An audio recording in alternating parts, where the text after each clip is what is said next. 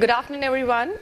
It's an honor and pleasure to be here amongst all of you and talk to you in the golden city of Amritsar, which doesn't happen to be far away from my hometown, that's Ludhiana. Today, I'm going to talk about the power of self-talk and how it has helped me create a label, luxury fashion jewelry. In a country, there's the mindset of only buying precious metals, gold and silver. Self-talk is a balance of the human mind. And this can help us achieve great things in life, or it can also lead us to disaster. So we all self-talk, and most of us do not want to address that we talk to ourselves, and we think it's kind of a weird thing. But the data and the study says that self-talk actually has a really big impact on the way we function and also helps us in our cognition. So today I'm going to talk about two kind of talks which have been a core of my foundation, and we all know about it, is self-talk which is positive and that can help us grow, and negative self-talk which can lead us to a disaster. So for me, self-talk actually began at a very young age. And when you're in grade 5, I had classmates who used to say that my mom has told me to get a grade A, my dad is telling me to go to the tuition. If I don't do this, if I don't go to school, my parents are going to get angry. And on the contrary, I used to question myself, this is not the environment for me. My parents honestly never told me what you need to achieve, what you don't, even if you go to school or not. And today, I actually thank them for giving me that kind of mental independence, because you start asking yourself that you start becoming fearful, actually, because there's nobody to control you and nobody to give you a direction. So you think that if I do not give myself direction and I do not know what is going to, which path I need to take, I need to start asking myself that where do I want to be a haywire student, or I want to be excellent, or what do I want to focus on? With this kind of mental independence, I think what happens is at that young age, you start taking decisions, you start actioning on those decisions because you're constantly asking yourself, do I want to be excellent, or do I want to be this failure in life? And somewhere at that very young age, I started to know the direction I wanted to go. I had no plan, but I started to know the direction. And I think when you start getting that clarity, you become stronger from the inside, and you keep asking yourself that, what is success for me? What is excellent for me? So doing my studies well, getting good schools in grade, getting into athletics, winning medals there. And eventually, you start going towards your finishing your undergrad, and you ask yourself that, what's the next step in my life? The point here is that constant questioning to yourself at a very young age can give you a lot of clarity where you want to head.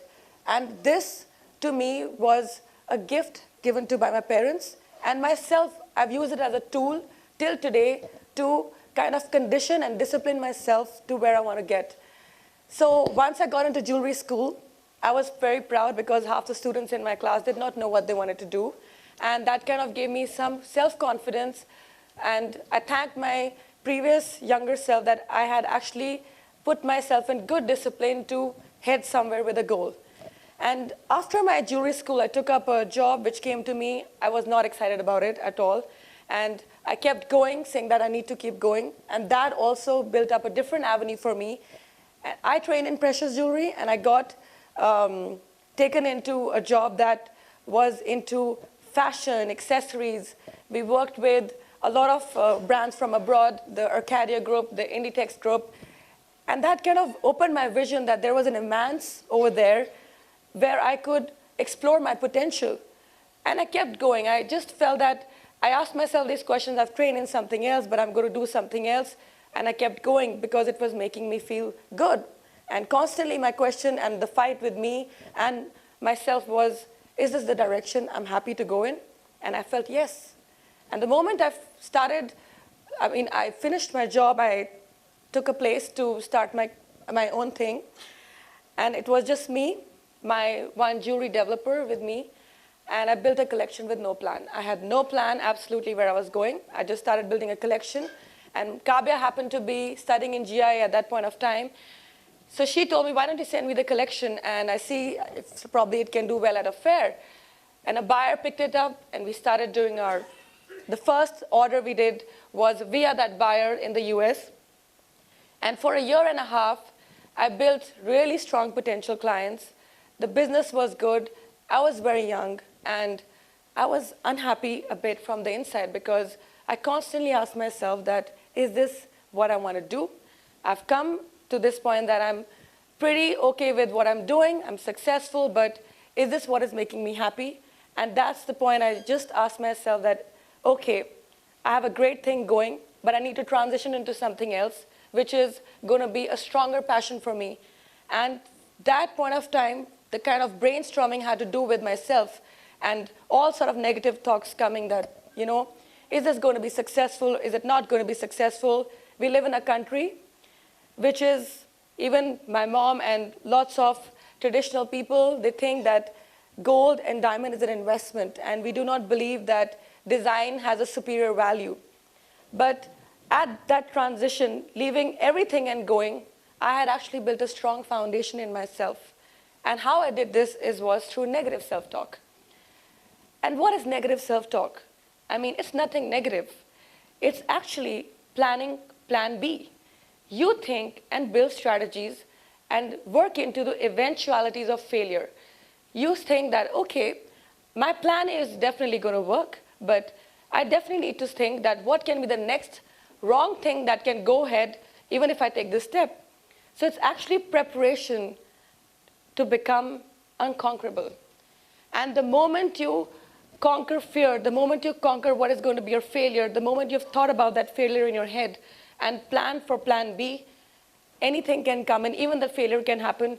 You overcome it because you've built a very strong foundation inside. And I truly believe that negative and positive has to be done in correlation with each other. And we need to say the right things to us because our thoughts have the biggest impact on ourselves. And with our thoughts, we can condition a great life or a disastrous life. And no disaster is that bad if you haven't planned for it in your mind. And that can only help you if you self-talk yourself through it and you plan for it.